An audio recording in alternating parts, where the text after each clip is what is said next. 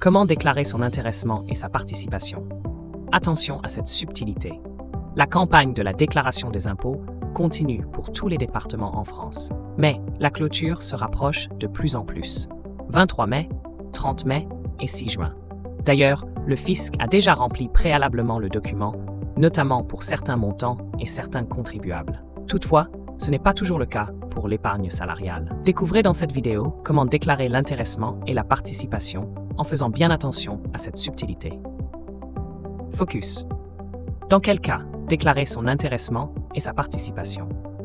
L'intéressement et la participation sont classés dans la catégorie des épargnes salariales. Facultative, la prime d'intéressement est versée selon l'atteinte d'un objectif bien précis, tel que le chiffre d'affaires ou bien le rendement. En clair, il s'agit en quelque sorte d'une récompense de la part de l'employeur. Elle est bloquée sur un PEI, PEE, PERCO ou PEJ. La participation, quant à elle, est obligatoire, notamment pour les entreprises composées de 50 salariés. Elle est basée sur le bénéfice de la société. À noter qu'elle est immobilisée sur un compte courant, un compte d'épargne-temps ou un compte d'épargne salariale durant 5 ans à peu près. Le montant de ces primes peut être identique pour tous les employés ou variable en fonction du salaire et du taux de présence de chacun. Si vous choisissez de transférer ces épargnes salariales sur votre compte bancaire, vous devez alors les déclarer auprès des impôts.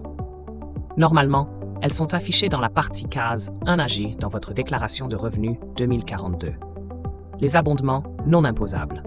L'abondement peut être défini comme une forme d'aide financière qui complète les versements des salariés sur un dispositif de retraite ou un support d'épargne salariale.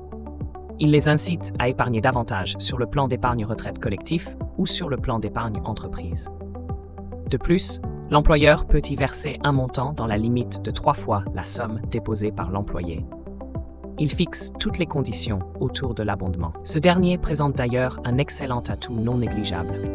Les sommes versées sont soustraites du bénéfice imposable de la société. Mais pas que. Sur le plan social, elles sont exonérées de cotisations sociales salariales et patronales à la fois, mais également des prélèvements et des participations relatifs au salaire. L'abondement est aussi avantageux pour les salariés puisqu'il n'est pas imposable. Cependant, il faudra le mentionner dans la déclaration des revenus, ou plus précisément dans les cases 6QS et 6QT. En revanche, concernant les jours de repos non pris sur le PERCO, ils ne doivent pas être indiqués dans le document. Pareil pour les indemnités compensatrices provenant d'un compte épargne-temps ou CET, notamment si les sommes résultent de l'intéressement et de participation, ainsi que d'un plan épargne-entreprise.